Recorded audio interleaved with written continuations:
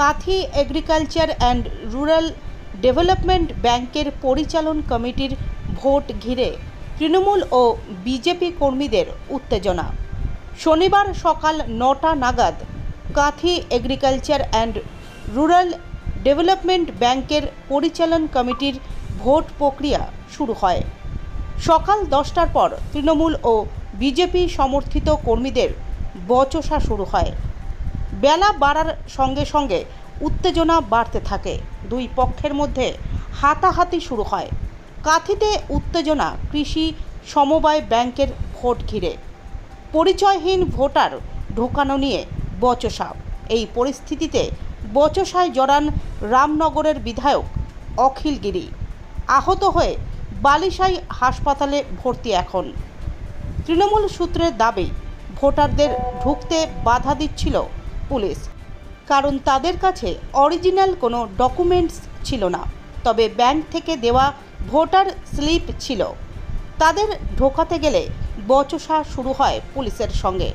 সেখানে পুলিশের হাতেই হেনস্থার শিকার হতে হয় রামনগরের বিধায়ককে, এমনটাই অভিযোগ।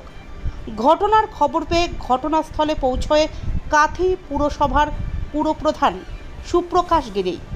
অগ্নিগর্ভ হওয়ার আগে ঘটনাস্থলে পৌঁছয় কাথি থানার বিশাল পুলিশ বাহিনী।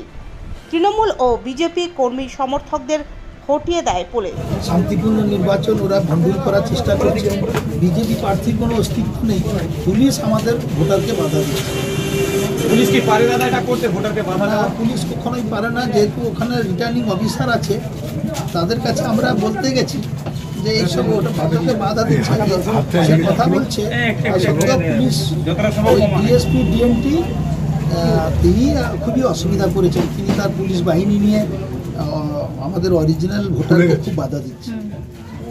মনে করুন এই যে বৈধ বা অবৈধ, এটা নিয়োগ করার প্রমাণটা কার কাছে দিতে হয়? এটা রিটার্নিং অফিসারের কাছে। রিটার্নিং অফিসার যেখানে বুথ কেন্দ্র, সেখানে প্রিজাইডিং অফিসার আছে, তাদের পোলিং অফিসার আছে।